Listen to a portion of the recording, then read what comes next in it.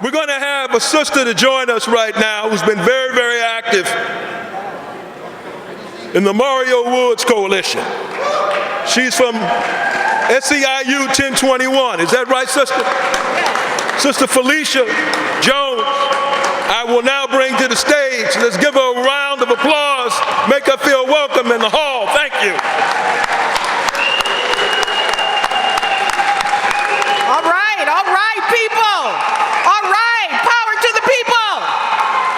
Power to the people. Power to the people. We the people. I can't hear you. We the people. Say power to the people. Power to the people. Justice delayed is justice denied.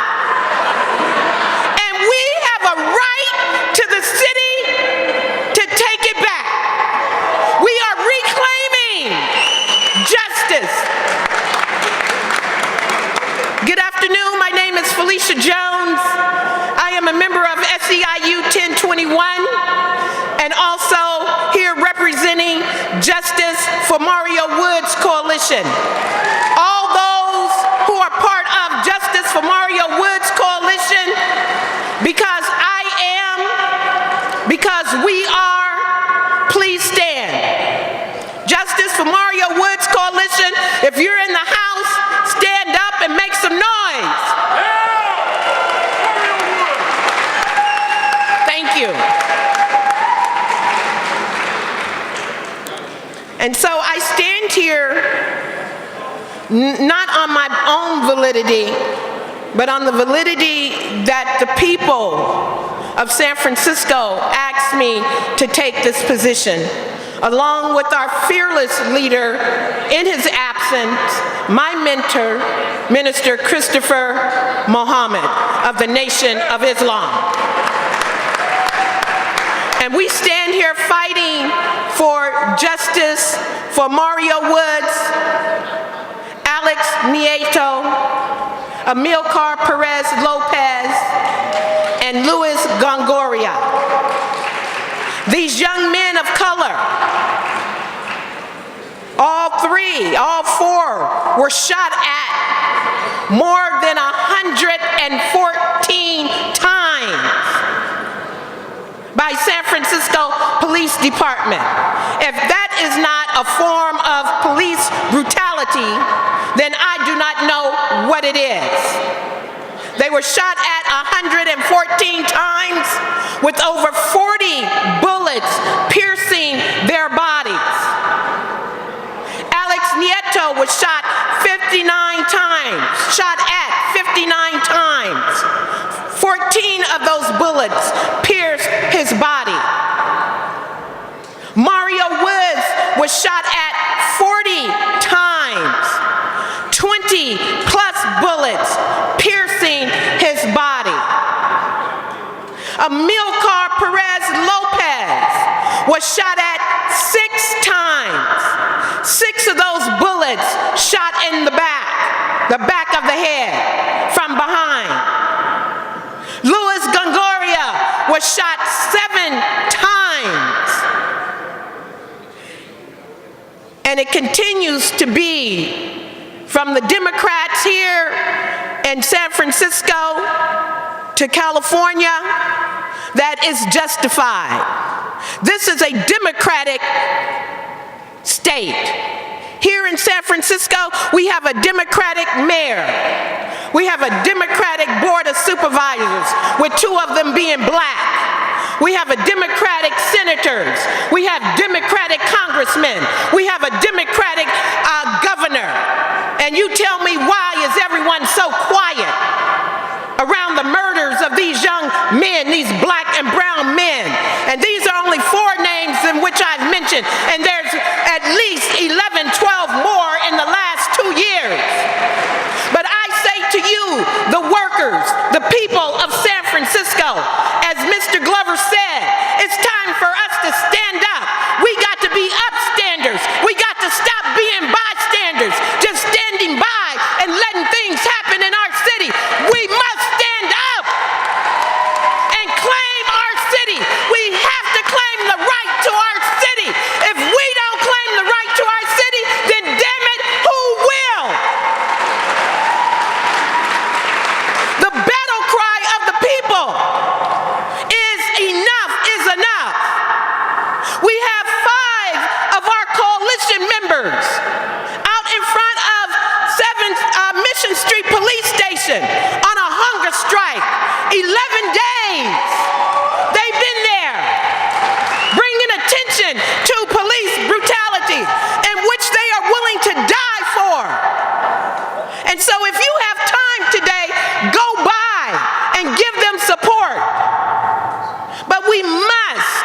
people, we must stop gathering to hear the great speeches, to come out and hear Mr. Glover, who's been a long-time civil rights advocate for many causes, and then go back home and say, okay, they'll do the work. No, it's going to take all of us to do the work. It's going to take all of us to make a change. And when it comes to the presidential election, as far as I'm concerned, what is the difference between Trump and Hillary Clinton? The policies of her husband put more black men in prison.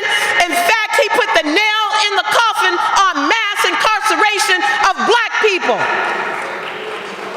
So there is no difference between Trump and Hillary Clinton.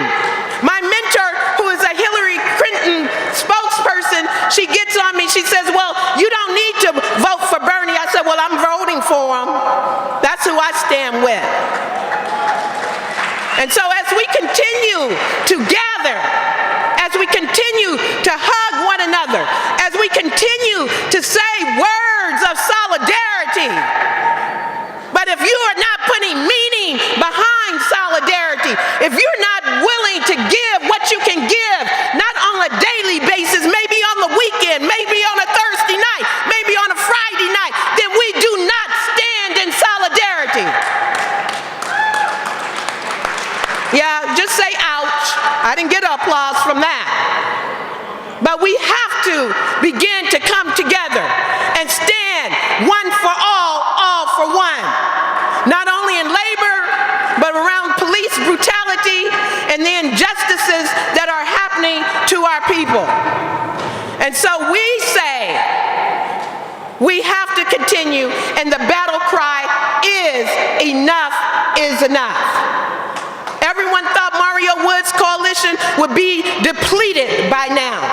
We are going on our 5th month because we are dedicated, we are determined to win our city back, to have San Francisco Police Department stop killing our young black and brown men and women. And so here we are. Some of the things that we have won, small successes, is that we have a Mario Woods Day, that everyone in the city in San Francisco, all of the Democrats, all of the Board of Supervisors, the mayor, you are responsible for the police chief to say it's okay for someone to be shot at 40 times, like an animal. He's a human being. All of them are human beings. Mario is our son. Alex Nieto is our son. Amilcar Perez Lopez is our son, our brother. And we must stand up. We have to begin to be upstanders, people. If we're going to continue to say we are the people, we have to start acting like it. And so we won that small victory of Mario Woods Day. We won a historic moment in which we had D.A. Gascon, Jeff Adachi, public defender, Alan Swassler of ACLU, to stand with the community and demand an independent investigation. Not one of the DOJ and cops where they come in and just do a review panel. We need a civil rights independent investigation into the rogueness of San Francisco Police Department. The racist text messages. It's a culture. It's explicit bias. It's explicit racism. It's explicit discrimination against black and brown people, the LGBT community. And we must begin to stand up and use the battle cry of the people and say enough is enough. Local 10 is involved in a number of economic and social justice issues. We're also environmentalists. We've been taking some very progressive positions in conjunction with the people of West Oakland to reduce pollution in West Oakland and the port, around questions of asthma, around questions of coal ironing, where we've implemented programs to reduce the level of diesel emissions. The brother that I'm going to bring to the stage is our Secretary Treasurer, Brother Derrick Muhammad, who's been very, very active around the fight to keep coal out of West Oakland. Brother Derrick Muhammad, our Secretary Treasurer, let's hear it for him. Brother Derrick Muhammad.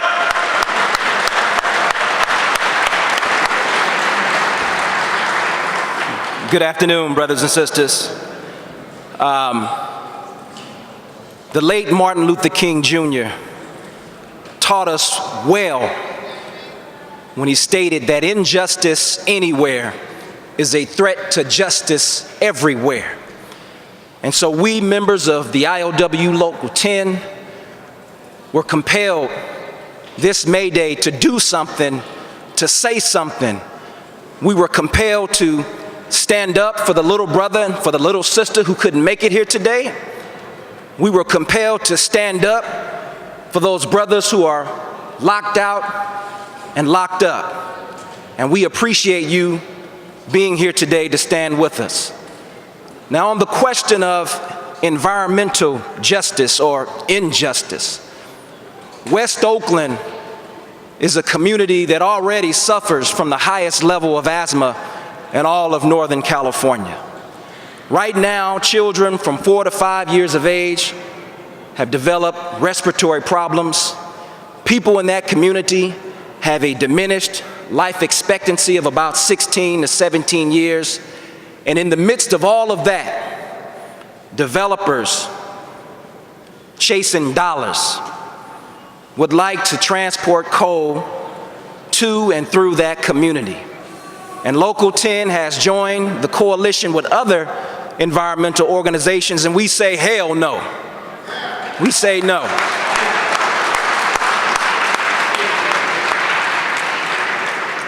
So there's so much going on. We're at the city council, we're at the state legislative meetings fighting this, and we'd like to ask that you stay in tune with us because we'll need your help going forward.